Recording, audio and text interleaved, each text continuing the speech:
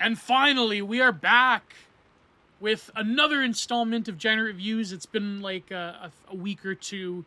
I didn't get a chance to, because I really want to move on from this book because, some people are, well, I don't blame them. The subject matter is not exactly fit. It's not exactly for a predominantly right-leaning audience.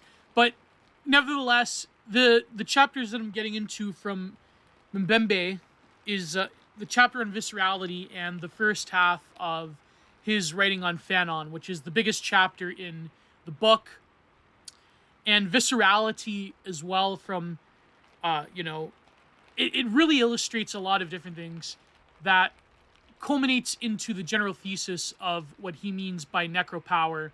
So, Mbembe, I must warn you that especially in the paywalled version, he gets very polemical. He tends to repeat himself. He tends to have a lot of huge shifts in narrative that jump from like one time period to the other. Because again, it's classic, post-Foucauldian genealogy, where genealogy, where he makes these dramatic leaps in historical periods to illustrate his point, and he does mention some things that, if you were a part of a lot of contemporary right-wing discourse, you would say, well, actually, that's pretty based. But we'll get into it. We'll try to be as impartial as possible. He does, not only does he get polemical, but he tends to trail off into different points when he's describing historical acts or events and acts done to these, subaltern populations. And viscerality especially, the whole point of viscerality, this chapter, is to give you an actual blood and guts feeling of necropower. It is very much the sort of Foucauldian thesis of measuring power in the body. And I'll try to be as quick as possible because I want to, like I said, get through the book. I might have to do, part 4. But I've been doing a lot of different podcasts. I had my special content operation week last week. And I just, behind the scenes, I've been interviewing people for Content Minded. And it's just been, everything all at once. Everyone wants a piece of the Geo. Everyone wants a piece of the Fez. And it's, as much as I feel that, like, I'm a type of person where I can't say no. And I go on people's shows. But the thing is, though, your own content does tend to suffer a bit. It does tend to, it is a huge chunk of time, because the way I work is that when I do a podcast, especially if it's for someone else, and especially if I'm double booked on the same day, then, like I was on Wednesday, that's why I couldn't put out a Content Minded at the week of this recording, is because I like to basically get in a mood where I don't particularly think or do anything else. I like to, sort of like when a performer, like when a musician has, a gig that night, you really just, having done local shows, having been around them, different bands, you sit around waiting to play and you do a lot of nothing. You just, like, either you listen to the other bands, you get ready, and that's it. It's sort of like that. It's sort of like you have to go into a meditative state to really perform at your best, especially if it's someone that has a smaller show than you and you want to promote them and so forth. But anyways, that's considered baseball. Nobody likes that. Well, maybe some people do. But this is the chapter on viscerality. I'll see how far I can go into the Fanon chapter as well, but I'll probably have to, depending on how long I go, well, we'll see. Before I hit the break, music break. So viscerality, chapter 4. In what way can we problematize some of the constituent features of these times of ours? This particular moment our world is going through, a moment from which there doesn't yet seem to be a proper name. And so this chapter, I must say, goes directly into Heidegger, his critiques of modern technology. I think he gets a bit of Heidegger wrong, which we'll see. But also, this is a chapter that requires me to read more than, especially, like, the Fanon one. I'm going to have to, like, breeze through some of his historical accounts of things. But anyways, there gets to be a proper name. since naming our time is part of what is at stake, I suggest that in the midst of the current dread and confusion, one thing at least is clear: ours is a time of planetary entanglement. And so he gets into the immigration issue and the migrant waves that happen in Europe, and it's always fun talking about that when it comes to modern academics, but contemporary academics. Worldwide, the combination of fast capitalism, soft power, wealth warfare, and the saturation of the everyday by digital communication technologies has led to the acceleration of speed, the intensification of connections. And he alludes to a certain thinker there, but he doesn't name him directly. I even checked the footnotes. I wonder why, but we'll see. We'll get into it. A certain very important academic thinker that happens to be mutuals with me on Twitter and happens to be mutuals with quite a bit of you. So, we'll see. Technology and eschatology. This is a subheading. We inhabit, from Heidegger's question concerning technology, two ways of interrogating technology. The technological. Heidegger was concerned about technology in terms of what he called its essence, or more precisely, its double essence, that is, technology as instrumentum, a means to an end, and technology as anthropology. So basically tracking the development of technology and technics, which comes before technology, that Jacques Ellul also picks up from Heidegger, and basically tracing an anthropology based off of that, a sort of roadmap of human history based on the techniques that develop and its relation to technology. In itself, a way of thinking technology is, or to use another one of its formations, a model of revealing. Technology is the final revealing, as we know. Because remember, all thinking to Heidegger, this is very important, is aletheia. It is revealing. That is what the essence of truth is. It's the essence of thought, is the clearing towards newer concepts, towards newer parameters of being and so forth. Aletheia. So truth is very much, I had a professor that compared it very, very nicely to Taoism, where it's the clearing. It's kind of like the Taoist ink painting, the literati painting, where there's always more to come. There's room making for truth. It is revealing, but always a concealment in the revealing. That is what aletheia is. It's a very different truth than Platonism, which is, as we know, the realm of the forms that gives a hypostasized essence to all things, and blah, blah, blah. Like, the basics, right? So Heidegger, of course, is speaking of truth very, very differently. A model of revealing, understand revelation is a certain kind of presence in the specific realm where unconcealment takes place, where unconcealment takes place, where truth happens. As a way of thinking, technology's role was to prepare us to entertain with a free relationship to it, to experience technology within its own bounds. Heidegger thought was the only way to open up human existence to its essence, which is a means to truth and freedom. What is precisely at stake is the invocation of the term of the essence of technology, to experience the technological within its own bounds. Or when we suggest that technological is the event through which truth and freedom come into being and manifest themselves as ultimate being in the ultimate dwelling of the human. The essence of technology, argues Heidegger, is by no means anything technological. So again, it's not really technology, there's techniques behind it. We shall never experience our relationship with the essence of technology so long as we merely conceive and push forward the technological. Put up with it or evade it. Everywhere we remain unfree and chained to technology, whether we passionately affirm or deny.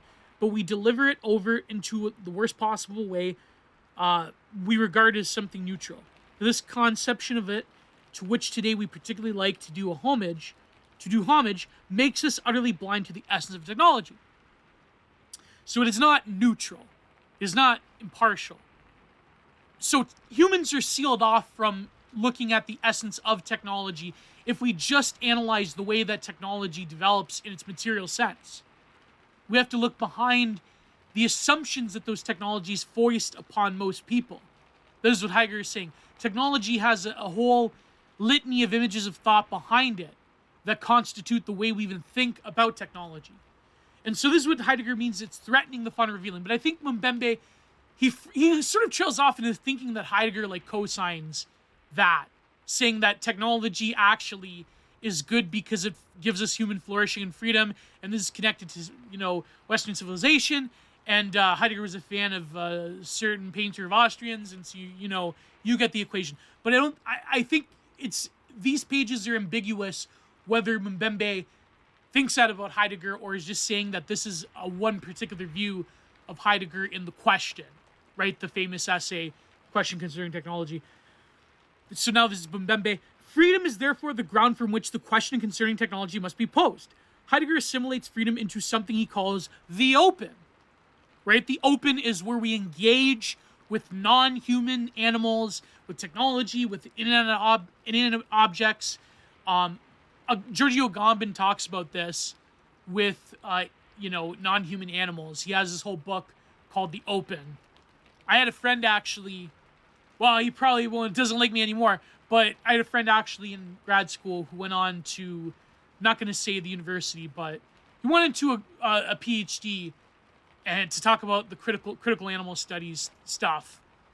And, well, anyways, this was back before, this was back before a lot of current discourse, so we were still on, good terms. His insistence on approaching the technological from the vantage point of freedom in terms of disclosure and opening and dwelling is part of a long tradition in Western metaphysics when it comes to relation between humans and artifacts or technical objects. So compulsion to push on blindly with technology, or what amounts to the same, to rebel helplessly against it, and to curse it as the work of the devil. So Heidegger is saying that there's no clear answer, right? There's no real clear delineation there. It's like the whole trad, like, I hate to say it, a lot of like the trad and like Pine Tree and stuff, Ted K discourse is unrealistic for this reason. You can't really put these genies back into into the bottle. So what are you going to do as soon as you open that Pandora's box, right? So then Mbembe goes on to say the human in question is distinguished from non-humans, because of his or her presumably large cognitive capacity. Thanks to the latter, he has been able to free himself from a purely instinctual relationship with the environment. In this, he is not only distinct from the animal, he is also distinct from the primitive, that is, the class of original humans who still lives under the rule of animism. So again, this always ties back to racism, that this is... he has a very interesting take about... that I think complicates this relationship with the political right, where he says that... well, we'll get to it, where he says that actually going back to where man can conquer nature directly is sort of like this Bappian vitalist, ultra-racist project that, in actuality, that is the real right-wing thought. It's not like Mahek wholesome trad, like technology corrupts us, but actually, no, sorry, it's not like the Enlightenment. It's not like the Enlightenment. It's like to go back is inherently racist because you're directly conquering nature, whereas, technology places this barrier in front of us. This is what he's trying to say. And it doesn't allow, and it actually, technology conquers us. But then again, this is sort of like, maybe it's Mbembe not like really reading his, his political enemies, his political foes, because there's this huge debate between like the techno-accelerationist vitalists and the trad primitivists, the Heck and Olson trads. So they both have a different, well, we'll get to it. At its core, the tradition harbors two kinds of anxiety. The first is a deep anxiety concerning the proper relation between people, humans, on the one hand, and things, objects, on the other. The belief is that people invent things, but not people are, that people are not things. This being the case, the fear is a time when things take place. So as we dehumanize the other, he says, Mbembe, technology dehumanizes us, and of course, most Western countries are advanced technologically. You get the picture. How much of human activity should technical objects replace? Since much of human activity takes shape through the human body, how much of this body should technological objects replace? A second type of anxiety haunts this tradition. It manifests itself in the form of the acute nostalgia. So this is what I mean. This is where I'm getting into this political debate. For acute nostalgia for a mythical time where humans could manipulate the environment directly and at will. This originary capacity, we are told, has been taken away by machines, and technological artifacts have become increasingly complex and autonomous. They now threaten to enslave or dehumanize us by turning into mere extensions of the tools originally intended to serve us. thus the desire for a return to a time of spontaneous and non-mediated relationship with the natural world. This second type of anxiety speaks to the low loss of self-sufficiency and to the fear that industrial technological objects are no longer merely tools, and furthermore, they are now capable of inventing themselves independently of our intentions. So this is like the sort of Skynet, Screamers, you name any sci-fi franchise fear. As a matter of fact, unprecedented numbers of human beings are now embedded in increasingly complex technostructures. Over the past decades, numerous algorithms have been developed. They're inspired by the natural world and ideas of natural selection and environment and evolution. Such is the case of genetic algorithms, subset of evolutionary algorithms that mimic actions inspired in biological operators, such as cells, nanotech. As Margaret Media's powerful argument, a shifting redistribution of powers between the human and technological is unfolding. Technologies, in turn, are more and more tied both metabolically and reproductively with complex networks of extraction and predation, many of whose forms have led to the transgression of planetary boundaries, as those relations to anthropogenic climate change, degenerative land use, biodiversity loss, creation of novel entities and genetic engineered organisms, genetically engineered orgasms, to quote Sam Hyde in the Boston Paul bit. But it's true. I mean, this is the sort of supreme anxiety of living in a, especially when you have like massive genetic damage from ecological pollution, BPAs, seed oils, you name it. Like, there's going to be a fertility crisis. I saw this article the other day that Twitter people were, freaking out about. It's like where they're like, well, what about people what about women in comas? We could like rent out their wombs to have surrogate children. It's like, wow, that literally is sort of like the techno horror, dystopian future environment where, that's insane, right? Like, that's totally, like, you can't fathom that level of hell. You know what I mean? Like, there's something so unnatural about it. But anyways, life itself is increasingly, the genome process being privately owned, life itself is increasingly being perceived as commodity and to be replicated under the volatility of market consumption. So again, this all goes back, GMOs, pesticides, chemicals. The idea that life might be open to nonlinear, exponentially chaotic systems is increasingly behind us. We might be far removed from Heidegger and his preoccupation with metaphysical questions of truth and freedom, yet this rapid advance in automated systems is threatening the exceptionalism of the human species. Concerns about the technological singularity of our age are increasingly couched in the eschatological and apocalyptic language of human obsolescence or extinction. So a big part of the book is he's saying, of course, he's viewing it through a racial lens. So now he's saying that these advanced civilizations, they've oppressed the third world, and now we're the ones being, obsoleted by, cue the Fear Factory albums. We're the ones being, rendered obsolete by technology. But he also talks about apocalypticism not being sort of positive messianic eschatology, but rather sort of a negative thing, which is just bare life and survival. But we'll get to that. So the next part is called Planetary Disentanglement and the Hunt for Fugitives. So here he gets into, immigration and seizure of bodies and so forth. So, but the entanglement is not all characterizes the now. Indeed, wherever we look, so he's saying that at the time we have global integration, we also have the need for global disintegration or disentanglement. Disengage, to quote the Sunset Silence song. By enclosure, contradiction, and containment, I do not simply mean the erection of all kinds of walls and fortifications. Gates and enclaves are various practices of partitioning space, of offshoring and fencing off wealth. Remember the seasteading thing that NRX tech Silicon Valley people were into? I am also referring to a quote, and this he puts this in italics, a matrix of rules mostly designed for those human bodies deemed either in excess, unwanted, illegal, dispensable, or superfluous. So again, this is back to Agamben's Homo Sacer in the sort of geography of power, you could say. So then he talks about Gaza and Palestine, the Native Americans, South Africa, so forth. He kind of repeats himself here. And also, Comprehensive relative closure is punctuated by periodic military escalations and the generalized use of extrajudicial, taking out of certain targets. This part, the one part I was confused on page 97 is he says, unmistakably, and of course talks about Europe, unmistakably, ever-increasing multitude of voices are making themselves heard, spurred on by the strength of feeling of fellow living souls. Human chains of solidarity are forming. In the darkness of fear and denunciation, and faced with unrelenting waves of repression, compassionate men and women seek to awaken the sleeping fireflies of hospitality and solidarity. And it's, of course, academia reverting back to,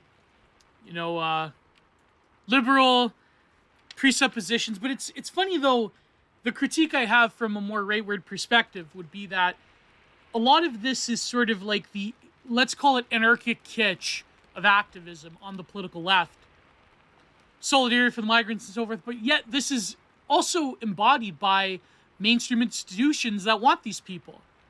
Like, you could look at the European Union, you could look at, well, even like, I was going to say on the tip of my tongue, Poland, but even Poland now, because of a certain war going on, is being forced its hand by the European Union, by NATO. Is Poland in the European Union? I think so. By NATO, to take on the migrants. But you can't look at outliers that are uncomfortable with the migrants, such as Poland and Hungary, and saying that, like, that's the rule of it. Because look at France, look at Germany. I don't have to say it. You know what I mean? For YouTube purposes, I will resist from commenting on it. But you know what I mean? I just find it funny how a lot of these academics that write about the migrant crisis, how they think that it's, like, somehow being pushed back against by the neoliberal regime. But it's funny because Mbembe has you'll see in this chapter, is very interesting takes on neoliberalism, which I think is still worth exploring despite his polemics about solidarity with the migrants and so forth. Despite his polemics about the solidarity with the migrants and so on and so forth. The countries of the North subsidize those of the South. Besides, it seems to count for little that the countries with weaker intermediate GDPs have welcomed more than 90% of the 65.6 million refugees. Of course, that is true that in the EU in particular, they have to offload it to smaller countries. Old prejudices are constantly recycled from the scrap heap in its cyclical process type of racist discourse. Now fantasies are suggested. It's both cultural and civilizational. Proclaims the erudite pseudo-experts. They're fleeing because of intergenerational tensions. The poorer they are, the more likely they are to leave, but their condition of lifespan improves. But he is right to point out that the wars of aggression in the Middle East have caused the migrant crisis. The solution, that's another subheading here. We must close the borders, filter those who make it across, process them, choose who we want to remain, deport the rest, signs the contracts with the corrupt elites for the countries of origins, third world countries, transition countries. They must be turned into prison guards of the West, to whom lucrative business of administrating brutality can be subcontracted. He doesn't mention it, but that's basically Turkey. Turkey signed a deal essentially to keep all of their migrants, and Erdogan, some people say Erdogan, but I say Erdogan, he's like basically holding a massive weapon over the head of the EU, which I think is pretty clever realpolitik when you think of it. I mean, Turkey, since what, the 16th century has been taking W's against Europe for a variety of geopolitical reasons. If you actually look at the position of Turkey, they just keep being handed W's for a reason. So, even with the pipeline thing recently. So then he goes into more polemics. The women, the men, the unwanted children, condemned to abandonment, the shipwrecked and downtrodden of humanity. Indeed, thousands weekly, the endless wailing and humiliation and constant consultants in limbo, days of woe spent wandering in airports. While the problem, I think, is the academic prior is like, it's our human obligation to take on these displacement populations that will replace the founding stock of these, European countries and now North American countries if you're Canadian, of course. So, and this, I wrote in my margins, academics being lib moments. In fact, everything leads back to borders. These dead spaces of non-connection, which deny the very idea of a shared humanity, of a planet that only we have, that we share together, and to which we are linked by ephemerality of our common condition. But perhaps, to be completely exact, we should speak not of borders, but instead of borderization. What then is this borderization, if not the process by which world powers permanently transform certain spaces into impassable places for certain classes of populations? What is it about the conscious multiplication of spaces of loss and mourning, where lives of multitude of people judged to be undesirable come to be sheltered? So no-go zones, ethnic ghettos, refugee camps, you name it. Like, this is basic tectonics of power, right? What is it not of the way of waging war against enemies whose means of existence and survival have previously destroyed, with the use of uranium warheads, banned weapons like white phosphorus? So he is right about the sort of tactics during the War on Terror. Then he goes on more E-bombs, then he neutron bombs, lightning bolts, etc. The kind of war of attrition, methodically calculated and programmed, implemented with new methods, is war against the very idea of mobility, circulation, and speed, while the age we live in is precisely one of vocality, acceleration, increasing abstraction, algorithms. So at one end there's speed, and the other end there's the very methods of derailing human movement. But then you see the explosion of human movement. So really, like, the 2000s War on Terror, I guess, really didn't achieve its objective after all. But he's trying to create this sort of dialectic between the speed of movement of bodies and sort of the derailment of bodies. Talks about Moors, indigenous, other populations, the homeless. The technological transformation of borders is in full swing. Physical and virtual barriers of separation, digitalization of databases, filing systems, development of new tracking devices, sensors, drones. So leading off from the previous subchapter about the use of technology and, of course, AI algorithms and so forth. And so there's this dichotomy about hyperspeed and sort of the grinding to a halt of speed. So, which you could say, you can make an argument for. Migrants and refugees are thus not, as it stands, the main focus of the argument. Furthermore, they have neither the proper names or faces. They're displaced. They're the Muslim, and they just survive off of bare life. And there's whole zones of indeterminacy of their citizenship. Of course, now they're being integrated. So, again, this is sort of like a very 2000s argument. It's not really. It's like really ignoring, I think, the problem with a lot of these politics that have come about after, enduring now the perpetual migrant crisis. So now he says the world has perpetually ceased to present itself onto new terms and ways. We're witnessing the birth of a previously unseen force of human subject-object relations. So again, this goes to populations being rendered into objectification. As well as the emergence of new ways of conceiving space, our phenomenological experiences of the world are being thoroughly shaken up. So again, this is what he talks about with the repopulation of the Earth. That, in the wake of new crises of migration, you have to have these sort of new understandings of things. But of course, this is what sparks sort of ethno-awareness of populations, is the encounter with the other, really. Reason and perception are no longer tally. Panic ensues. We see less and less of what is given to us to see, and more of what we desperately want to see. Even if we are desperate, want to see what we want to see does not correspond to reality. So perhaps more than ever before, others can present themselves to us in a physical and tactile, concrete way. We're remaining in ghostly absence in a similarly concrete void, almost as phenomenon. This is indeed the case of migrants, refugees, asylum seekers. They're sort of there, but they're not really there. They're a human mass. They're objected, you could say, in the academic parlance.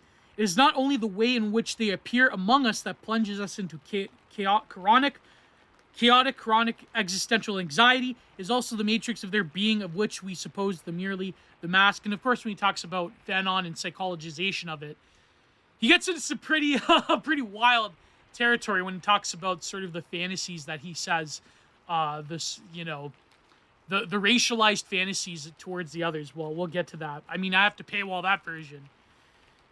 We see in balkanized, isolated world, we are the most deadly migration routes. It is Europe, who claims the largest number of skeletons, the large marine cemetery in the century. Again, is Europe. The greatest number of deserts, territorial and international waters, channels, islands, straits, and enclaves and waters. Then he talks about, all the migrant boats and shipments and so forth. Detainees are simply people without visas or indefinite leave to remain and thus judged ineligible for international protection.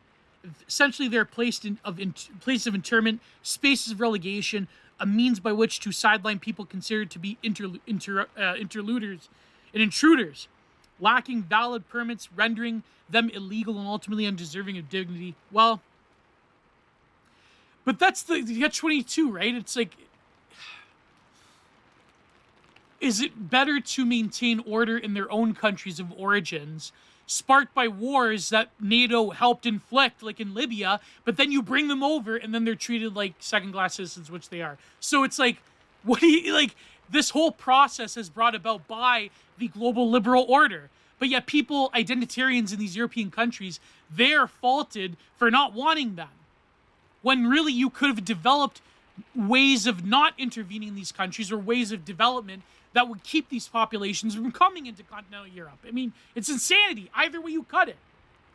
It's like the critical theory academic is almost edging towards the criticism that the identitarian in Europe has towards his migrant populations. But of course they say, though, it's only humanitarian, we have to bring them in because of, racism or whatever. So I think that's why it's worthy of reading these academic texts. So then he goes on, this is where he critiques liberalism, but let's see if he's right about this from his perspective.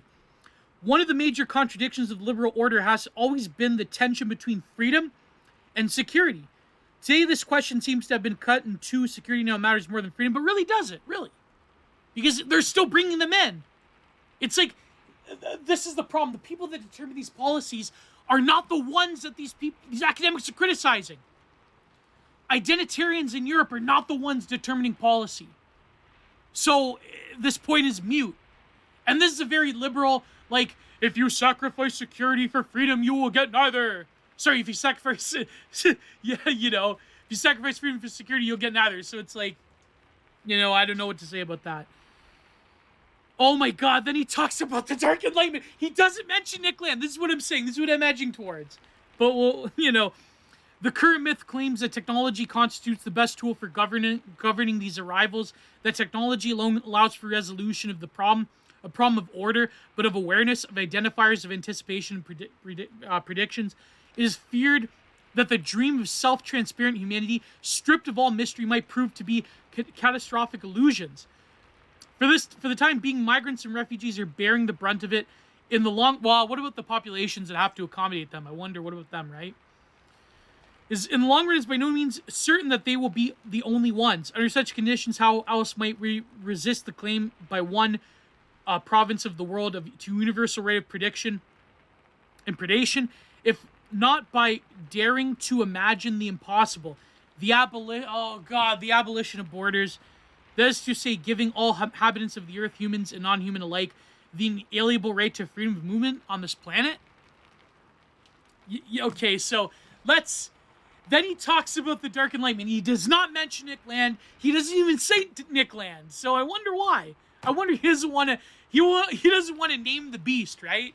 That's who I was referring to. And yes, Nick Land is a mutual of mine. It's funny because I screen capped this... I took a picture of this passage, and I added Nick Land. I said, academics attack, and he replied to me. I think it's worth... it's funny? This is the real commentary. This is why other theory cells on YouTube that just explain philosophy to you, this is what they don't get. I'm giving you the real content because Nick Land is my mutual. I am Nick Land's strongest soldier, fattest soldier, and I'm going to give you the real commentary here, the real nitty-gritty that other theory cell, other philosophy YouTubers doesn't get. Plastic pills cannot give you this level of commentary, okay? Oh, man, maybe I shouldn't call people out directly, but I mean, I do like Plastic Pills' videos, but like hearing him talk, like hearing like other live streams where he's on, it's like sort of It's like when an academic cell has like liberal brain, but they don't even know it. I hate to say it, but that's kind of like, listen, I'm free. Like, I'd be open to debating plastic pills and anything. I'm not calling him out. I'm saying I value his content, but it's just like when he strays away from explaining things, it's I've seen some of the live streams. It's not my cup of tea. Put it that way. Not my cup of tea. But the problem, of course, is that liberalism breeds this massification of people and this technocracy that Mbembe is lamenting. Like you know what I mean? So I think like he's saying it's a good thing, but really technology necessitates this sort of rootlessness of all peoples and the borderless society. The thing he hates the most is what really is causing the thing that he thinks will lead to liberation, which is a society without borders and so forth. So this is always like the painful contradiction from like a reactionary point of view, or whatever you want to call it, a more rightward way of looking at things, is that yes, he's right that the massification of peoples and the sort of ways in which technocracy dictates the value of all human life upon the earth being this quantifiable measure and number and ledger, but it's still like it's the thing that he thinks is going to cure things is not really is already the instantiation of what's happening anyways. So this subchapter is really quite a doozy, by the way. It's called Negative Messianism. But I shouldn't pretend like I'm insulting it, because he actually does come out with some great insights, but then like his polemics just like totally gets in the way of it. Just like right here, he doesn't even name Nick Land. But we all know. Come on, Dark Enlightenment. We all know. Also, shout out to my boy, my friend, my good friend Nick Land. Well, one day he'll come on Content Minded. I hope. Just I'm praying. You know, he's warming up to a religious thought, by the way. Recently, it's quite something to see. Really, it's incredible. But anyways, Negative Messianism. So let me read it first, and then I'll talk about Nick Land and religion. So, moments of escalation can also be generally frightening. This is because in the midst of the dread,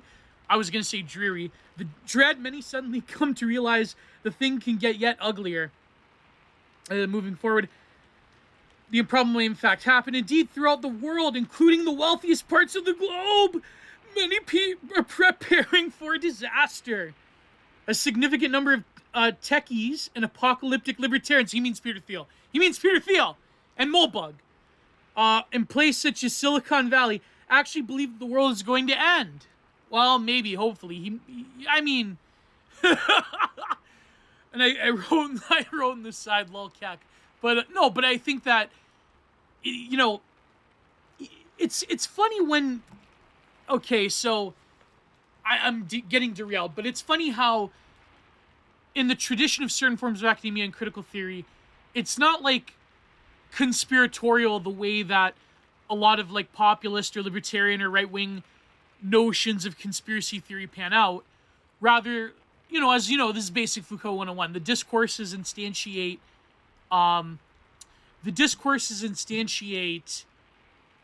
certain cycles and behaviors and certain modes and methods of doing things. Like, you know all this, right?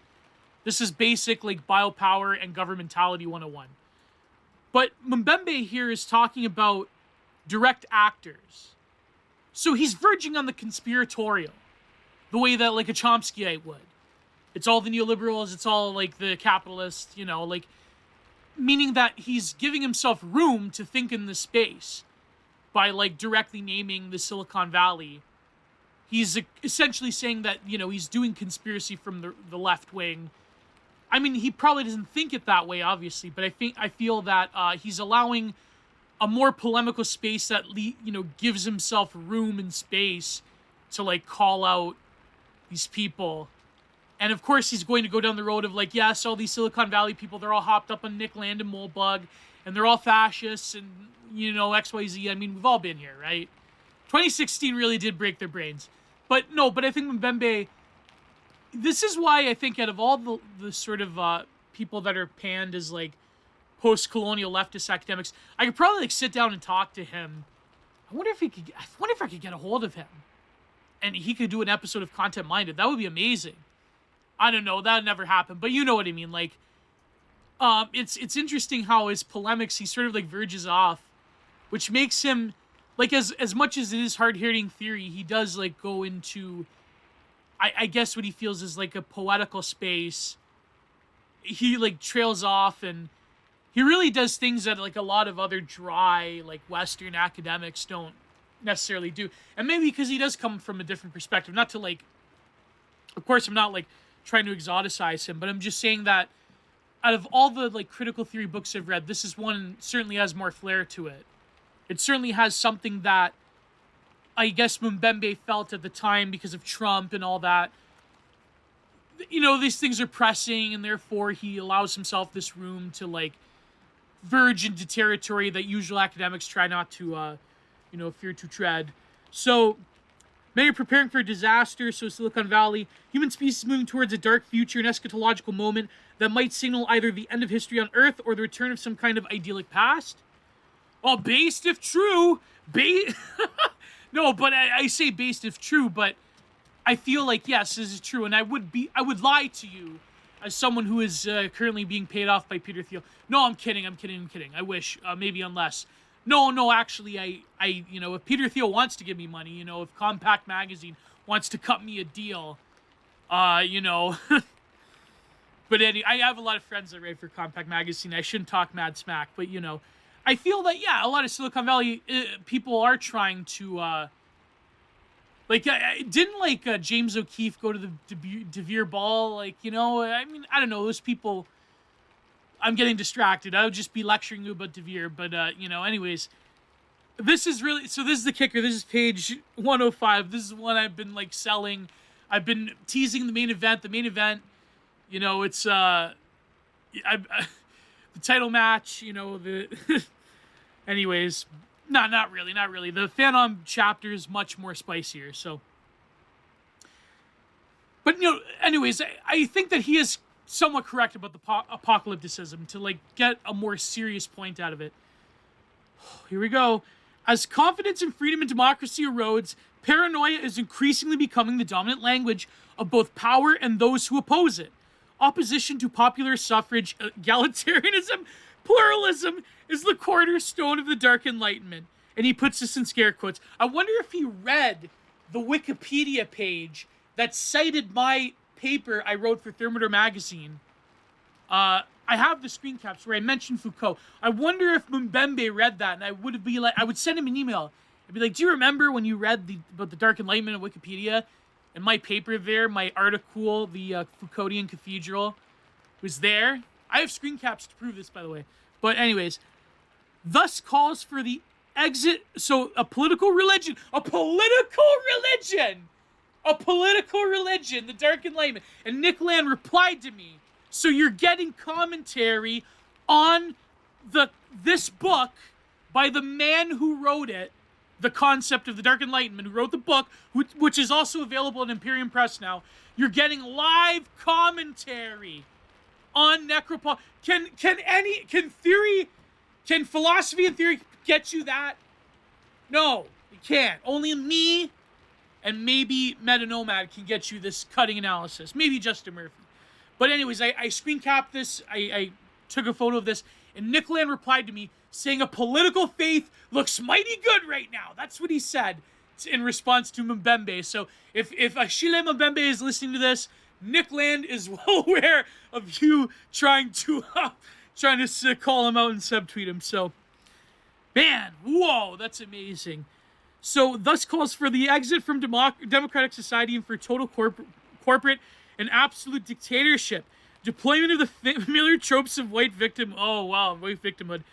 This credo reaffirms the myth of human biodiversity. I wonder if he's read Spandrel. This is wild. When I see the most mainstream of mainstream academics, that's a very popular book. You're mentioning it's mentioning stuff the frogs obsess over. I always find a little peevish joy in it, if you will. Human biodiversity and the supposed differences in intelligence across races. It sustains the dream of a future society integrally run by technology and specifically set aside a part of the world for unregulated experiment. Yeah, again, he's conflating dark enlightenment with patchwork, I feel. But like Nick Land would say the patchwork takes off eventually. So, unlike Moldbug, patches don't stay the best one always wins. I think even Moldbug would say this, but Nick Land takes this way further, right? So, but yeah, experimentation. This is the techno R-axe fascist dream, right? This is and here it gets even worse. Quasi-metaphysical dispositions, therefore, characterize our time. Each is underpinned by a particular theology of the future. In the first constellation, the future is the past. In the second, it is fundamentally open to nothingness. The world is on the road to serfdom, and the end is near. So again, he brings in Hayek, but I mean, fair enough. I mean, considering like libertarianism is the basis of a lot of like NRX thinking. Destruction is inevitable, and since what is to come will be destroy us all anyways, many are asking, why wait? Let's bring it on. Let's just end it all now. Well, I don't think that's really accelerationism. I think accelerationism is more of a descriptive than something with a verb in it. Unless you're Nick Land, though, it has verbs in your sentences. Another configuration celebrates the fact that human reason has seemingly reached its limit. So, he talks about quasi-mysticism soon. Another configuration, so the fundamentals of truth can now better be expressed in the form of algorithmic thinking by machines of different kinds capable of making decisions. So he is right, though. There is a quasi-metaphysical faith. I mean, the whole AI discourse. It's funny how Mbembe, I gotta like really give it to him. He does have a knack for, at least unlike other like these hackademics that don't really know what they're talking about. He does like sense the air of like the divide is people that want collapse, like return to the tradition, and techno future horrorism of the Landian dark enlightenment variety. And either way, we get to own the egalitarians, we get to own the libs in either model, we get to own the multiculturalists in either model, right? So, but of course, Mbembe would say that this is all just like a product of white anxiety at the end of it, right? Like, I mean, let's be honest about it. This is really what he thinks it is. He thinks like all this writing is essentially just like European Faustian civilization being anxious over its own future. I mean, the Fanon chapter admits as much. So if any other like academic wants to attack me by saying that, I don't say that Mbembe thinks it's the whole of it. He obviously has a very sophisticated analysis, but I'm just saying that that's the truth. I mean, he says it over and over again. In the Fanon chapter, he talks about sexual anxiety in particular. I mean, he basically enumerates it, that all of this is down to the racialized anxiety of Faustian European civilization that has created these, technologies, has created these, techno-reason ways of looking at being, and now is finding a supreme anxiety at the end of it. And he's kind of like not wrong. Controversially as someone on the right wing, fully admitting this, he's kind of not wrong. I don't say it's all about racial anxiety, but I do think the technological part is something that Heidegger intuited, and I think he's correct on. I think, and yes, okay, let's face it. There is an element of racial anxiety there. Yes, I mean, it's only logical, really. I mean, if you look at the modern system, like, again, without saying it for YouTube purposes, but I'm saying that you shouldn't be ashamed to admit that this is, like, his diagnosis of it. His reading of people like Nick Land and Moldbug. Well, I mean, Moldbug, that's complicated, but you know what I mean. Like, his reading of, like, techno-libertarian accelerationism is essentially prescriptive. I mean, of course, it's a misreading because most accelerationism is not prescriptive. It's describing a system. Well, I don't know. With Nick Land, it's kind of hard to tell where that begins and ends, but See, I'm kind of playing with him. I'm not like these other right-wingers. I'm not like James Lindsay. I'm not saying this is evil. I'm not like, I'm not trying to like... Anyways, I'm trying to be fair here. I'm trying to be fair. But anyways. But he is right. This is leading to a technomania that gives over into a technosis mindset, where technology can reveal all being of beings and so forth. Oh boy. Many contemporary versions of the Messianic take form of American prosperity theology. Here, conspicuous consumption is both an act of faith and an investment in one's own future blessings. Yeah, he's right about that. The dichotomy between the sacred and the profane have been erased. Miracles are the stock in trade. He's right about this. He's right. It's counter-initiatory. The sacred becomes profane and vice versa. Spending is turned into a higher calling and a spiritual pathos in gaudy pageantry. Healing miracles, it is claimed, are being performed in tumors, sickle cell anemia, and emphysema squashed by prayer and daily baptisms. A form of casino messianism, prosperity, the theology is set up as a theme park, a triumph of a deception.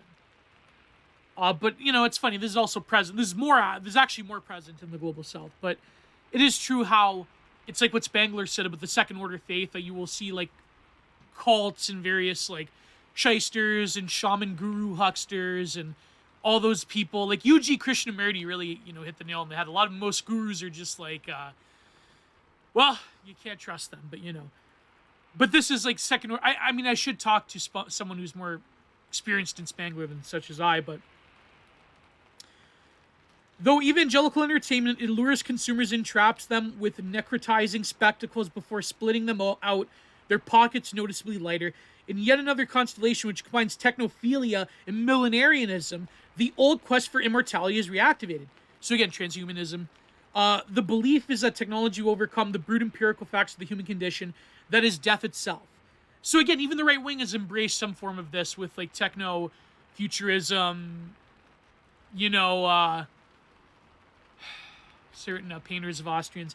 But anyways, the latter is no longer thought of as irreversible. It is believed to be the cryonic preservation, which involves the freezing of parts of corpses for later resurrection, might open the door to unlimited lifespans. Digital replication of the human mind may eventually be downloaded. So he's going through all the messianism, but he does say something very interesting when it comes to the subchapter Return to Animism. And that will be the end, and I will have to go the end of viscerality. But the end of viscerality is, like, very it is, like, quite interesting. So I'm trying to go through my notes because a lot of it is important and a lot of it we have to get through. But I only have a few pages left, but a few pages takes like 20 minutes at least. So, contrary to biblical messianism, I skipped. The full force of messianism resides in the concept of redemption still to come.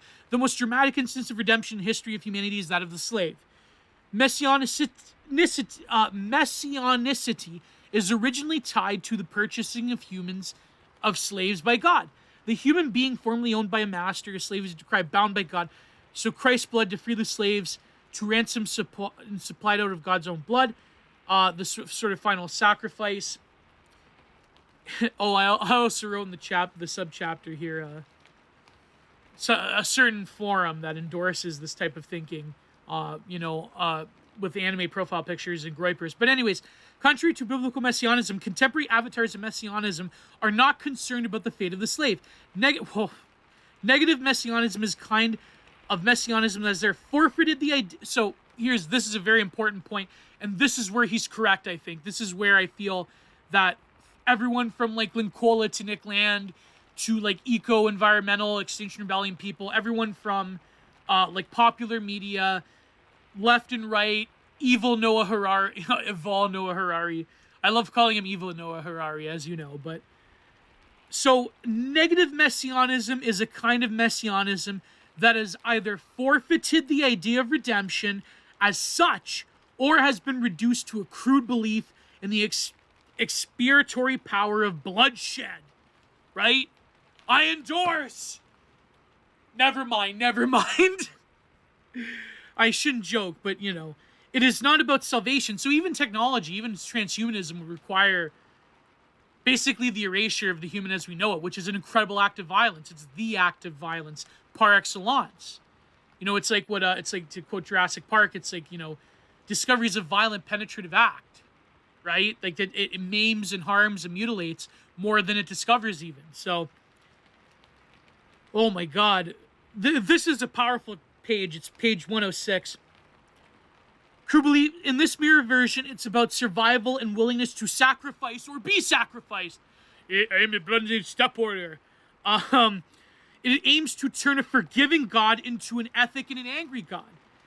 An ethnic and angry God. Wow, I wonder, there's quite a, I hate to, he's kind of right. I mean, these ideas are present in the online right in certain sectors. It is a major version. It's about to collect and heroing before the apocalypse in its major version. In its most techno-dystopian instantiation, the future is of an anxious bird flying in circles over a hot, flat, crowded landscape, the global favela, if you will, biding its time until an ISIS-operated drone spying weapons, birds flew in its face. What else to do? The clock is ticking down and nothing is sustainable. The seas are boiling and filthy with plastic bags and drowning polar bears. The smoggy air will soon be swarming with more U.S. military drones, rogue states' nuclear drones, homemade bioweaponry, and Amazon's fleets of robotic delivery devices. Woo! That is incredible. He's not wrong, though. He's not wrong. You have to realize this. And that quote, he was actually quoting in Viscerality, I think it's 26. Yes, he's quoting Heather Harvlesky's Apocalypse Soon. And I believe he doesn't, again, I'm looking through the, the different citations here. Like he cites quite a few people, but he doesn't tend to cite Nick Land, though. I don't see Nick Land. Oh my God, he cites Mark Lamont Hill. That's quite good. Sam Frank. No, I don't see it. So I was right. I do not see Nick Land. So, whoa, that's yeah. I wonder. Yeah, I don't even see citations for the Dark Enlightenment. So really, I guess he couldn't cite it. I mean, you could have just cited Nick Land's writing, but of course you can't do that. I mean, that's verboten. But anyways, this is a pedantic, polemical point on my part. But anyways, moving on. Stories about an increasingly dangerous and insecure world in turn feed a thirst to trace and mete out justice and retribution to dispense anonymous and not so anonymous enemies. From terror cells manufacturing AKs on 3D printers to... you probably thought about a certain guy who did that. Assassins with termite-sized drone armies. He goes on and on. A messianism of destruction is seeking not to actually bring about a community, nor does it seek compromises. Rather, it emphasizes purity and self-separation as ways of starving off the disease and disasters of a cracking up of civilization. A crack-up civilization. The spirit of the time is not only about survival. It is about a renewed will to redact, as opposed to the will to care. A will to sever all relationships as opposed to the will to engage in the exacting labor of repairing the ties that have been broken. And in the next chapter, he talks about return to animism, which is like, this chapter about apocalypticism is like this sort of technophilia. But here we'll have more about animism. But it's funny, though, in a way, I think that he's aware, though, of the anxiety that comes with this quote-unquote repopulation of the earth. And that some people view it as no choice, but to instantiate a form of necropolitics in order for self-preservation. Now, I will leave you on that note aparatically, because I fear if I say anything more, then it would grate not only with my semi-impartial analysis, but also the YouTube algorithm probably wouldn't want me to entertain that thought. So moving on. This is the return to animism. Another key feature is the advent of electronic reason and computational media, as well as the return of animism, right? It's almost as if, and I wrote in the margins, Byung-Chul Han, in the sense of,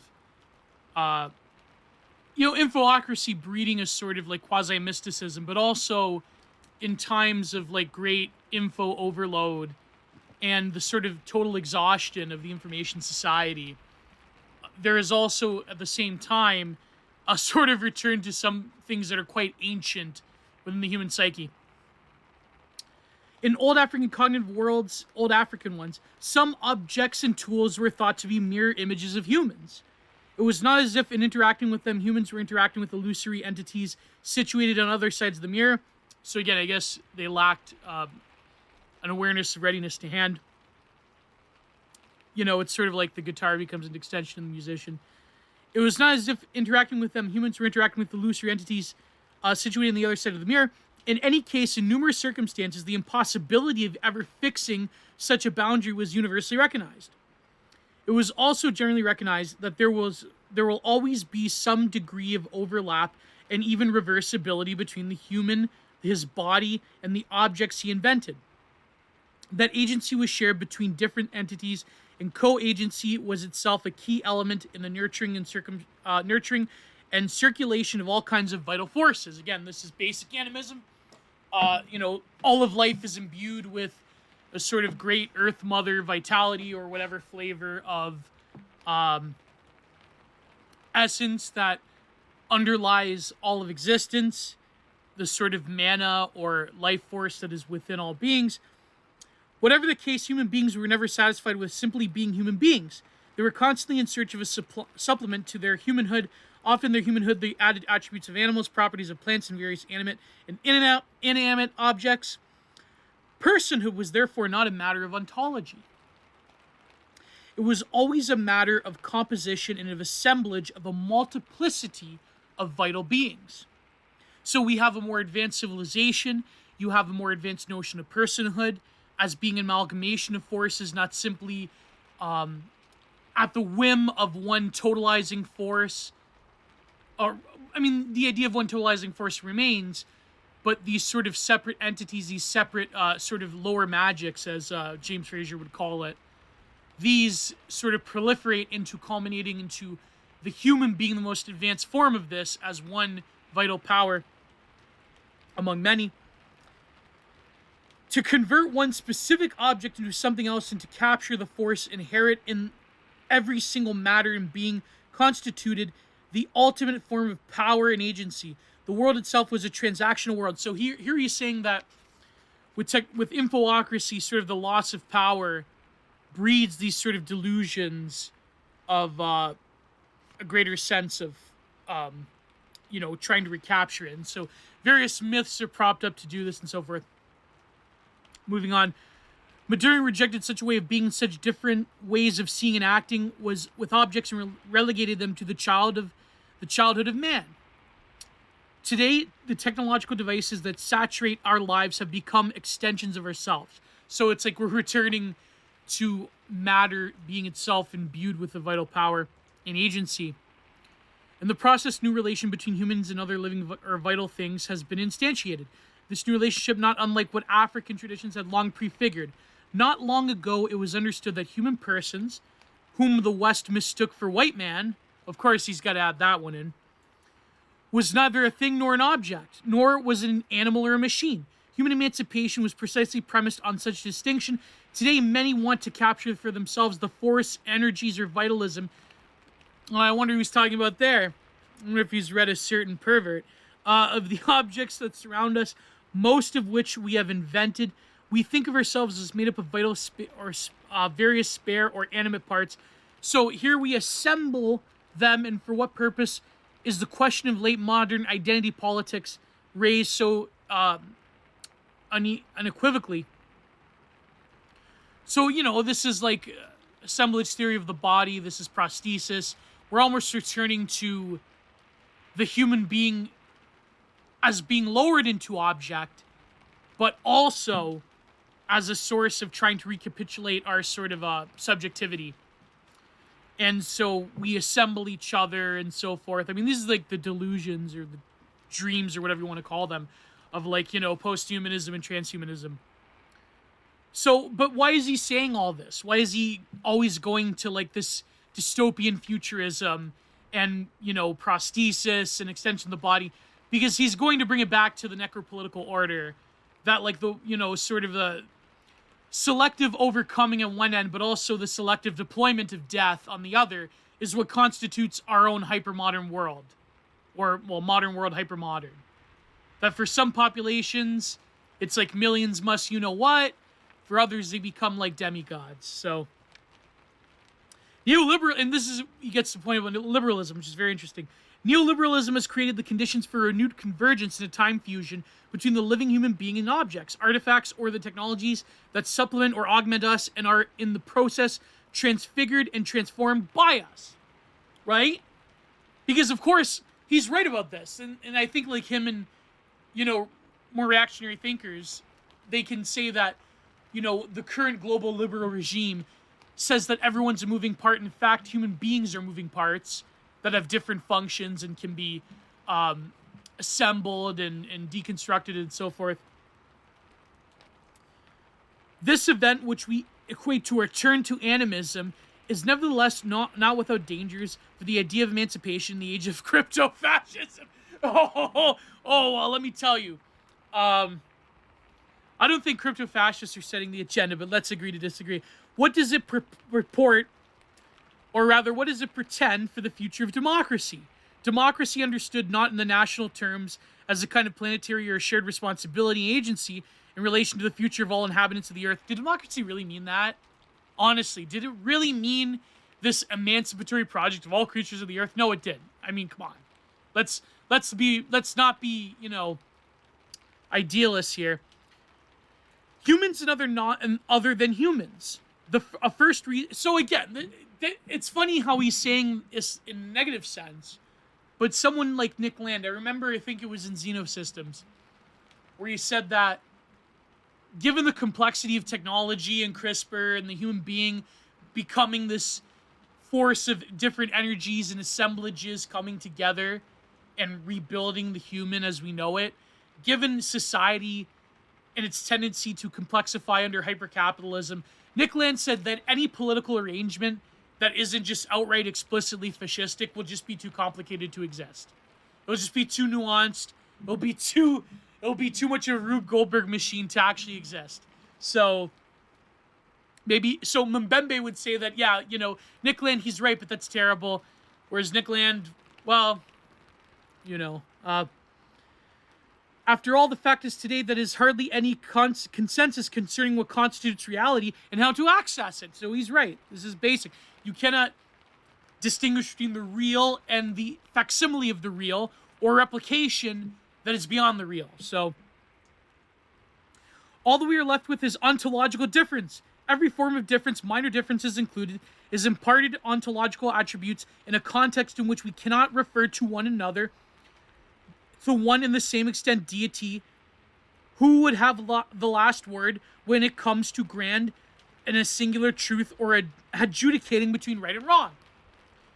Like, total perspectivalism is the rule of the day.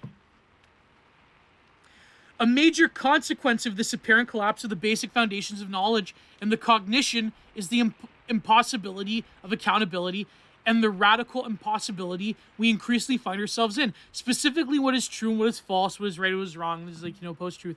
Moving on. This condition of epistemic obsolescence and indeterminacy is itself a consequence of, or has been exacerbated by, the over-reliance under late capitalism on modes of producing of knowledge or production of knowledge that take for the facts only that which can be measured and experimented with. So again, this is sort of, he's right though, and I only highlight, what I do is I highlight, and the most important parts I write little stars next to them. But I think I'm going to have to leave democracy after financialization for the next part, because the Phantom part is quite long, and I might have to split that up. So I will read further, because we're getting over an hour now. But I didn't realize when I pre-read this the importance of it, which is that reason or hyper-rationalism, the project of the Enlightenment. It's funny, I was watching The Deepest Lore with Academic Agent, and John D wasn't on, but was Imperium Press, Mike from Imperium Press, and my other good friend. All three of them are my good friends. I just like saying that, right? But they had on my good friend Alexander Adams, where they were talking about modernism and the right wing, and there was this one part where it was Francis Bacon's famous triptych of the creature screaming. And there was one thing that Mike from Imperium Press said, that basically this painting is depicting the negative side, the nihilistic side of reason from the Enlightenment onwards. That we're left with nothing in the age of hyper-rationalism. We're left with nothing but the screaming maw that gives us nothing. But now Mbembe is saying that the excess of hyper-reason, the project of the Enlightenment onwards, that leaves us with a form of animism at the end of it, ironically enough. That leaves us with a form of unreason. Because now we can't determine what is true and what is false, because the very technology and the very social apparatuses that have stripped away commonly held understandings of what is right and wrong, true and false, those can't be relied on anymore because they've been robbed from us. You know, I mean, he wouldn't put in those terms. He wouldn't put in those right-wing reactionary terms, but it's essentially meaning the same thing, only he says this is capitalism. Whereas right-wing would say that, well, certain people on the right would say it's late capitalism, but others would say that, you know, I mean, yes, it's the extension of the Enlightenment project and reason and you know, instrumental rationality through capitalism, but it's also other things according to, you know, various people. But in the left wing, it's like, you know, late capitalism. This is the basic assumption here. This is, you know, this is critical theory 101. But it's true in part, in that Mbembe is getting at the sort of the analysis of what leads to unreason through hyper-rationality. That is what we have to grapple with. So that's very, very interesting, to say the least. This trend towards a relentless impoverishment of the real has only escalated during the second half of the 20th century and the first decade of the 21st. It has reached a point where today knowledge is increasingly defined as knowledge for the market. The market in turn is increasingly reimagined as the primary mechanism for validation of truth. What can you sell? And this is largely true. So we have the worst forms of excessive left-wing ideology and the worst forms of a form of liberal ideology, which is increasing marketization of all life. Since markets themselves are increasingly turned into algorithmic structures and technologies, the only useful knowledge today is supposed to be algorithmic. Again, this is, you know, basic infocracy, right? Instead of actual human beings with a body, history, and flesh, big data and statistical inferences are all that counts, and both are mostly derived from computation. So then he goes on about the algorithm. Matteo Pasquinelli explained algorithmic reason as a form of rationality, and I believe Byung-Chul Han also cites Pasquinelli, whose finality is about to understand the understanding of vast amounts of data according to a specific vector, that recording of emerging properties and the forecasting of tendencies. The metadata society is characterized by the accumulation of information about information. It's very meta.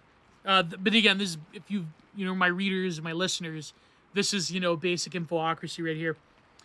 Power thus is increasingly about identifying patterns or connections in random data in a context which is the opposite between information and knowledge. Knowledge and data, data and image. Thinking and seeing appears to collapse. Computational and algorithmic logic is now found at the very source of general perception. As a result of the conflation of knowledge, computation, and marketing, concept or contempt has been extended to anyone who has nothing to sell and nothing to buy, or anything that can be bought or sold. Religion, in a certain extent, the work of art, anything that animates human beings, apart from just buying and selling, you know, that's looked down upon nowadays. Knowledge, philosophy, you name it, right? The Enlightenment notion of the rational subject captures is capable of deliberation and choice is gradually being replaced by the consciously deliberating and choosing consumer. All knowledge is consumption. All truth is consumption now, right? So Mbembe would say that, well, you know, the racists, they choose their own truth, and the post-colonialists, they choose their own truth, and these people, maybe the Raelians, you know, they choose their own thing. People that worship, you know, it's like what Terence McKenna said once. He's like, well, nowadays we have a society of chaos. You know, here someone has, you know, chaos magic. There's a Discordian. There's a fascist. There's a guy that worships the Pleiades. He said this in the early 90s, by the way, but now it's only intensified. Of course, I mean, he was a pioneer of the internet as well, so that was another thing too. We are witnessing the loss of authority of established forms of evidence making, a growing disregard for scientific expertise. Yeah, but I mean, a lot of that scientific expertise led to this. The stripping of knowledge and certainty in a lot of institutions. So, I don't know what he means by that. I guess this is like a classical liberal, intellectual dark web type of argument right here. I hate to say it. I mean, it's true. I mean, post-truth and the lack of scientific certainty, but only it's a more leftist manifestation. A lot of those intellectual dark web types will actually revert to leftist talking points when you push them hard enough, funny enough. But the scientific expertise, or reduction of the expertise to numbers and codes, but he is kind of correct. I mean, as much as I think a lot of science is fake, I mean, you can't like throw everything out. That's just, impossible. All of which throws into confusion the related forms of accountability. How do we know in the face of uncertainty? The reason is that the very concept of evidence has been discredited, thrown into confusion, and related forms of accountability. No accountability without some form of other evidence. How are we to get to the reality of reality is now the question at the center of public debate, as recently illustrated by the notion of a post-fact. Of course, he had to say this, right? Post-truth. The main causality of a post-fact world is arguably democracy itself. Democracy has no future in a faceless, factless world, or in a world without evidence. That is accountability. Such a world is by definition hostile to the very idea of reason and freedom. Again, this is my problem. It was my problem with both Byung-Chul Han and now Mbembe, is that really, can you really think that democracy can last? I'm saying really too much, but I think that's an illusion. I think that democracy is actually the poison that caused the post-truth world.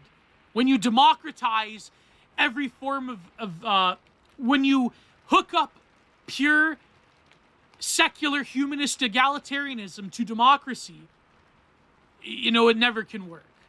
It'll just lead to post-truth every single time, because you can't sustain that multicultural civilization and claim that they're, at the same time you want to repopulate the earth, you want to bring about a total borderless world, but also say that, well, there's no real source of authority of truth anymore. This is impossible. That is my main criticism of Achille Mbembe. I hate to say it, like, that's, again, even Byung-Chul Han slips into this boomerism of, like, worshiping democracy. Anyways, let's take a break. We'll finish off Viscerality in the paywalled version, because we have to paywall it, because the next chapter in Franz Fanon is quite spicy and quite charged with various unoptical things. So, let's go to a music break by the wonderful Philip Daniel. I'll see you on the other side. To all my glorious pay pigs.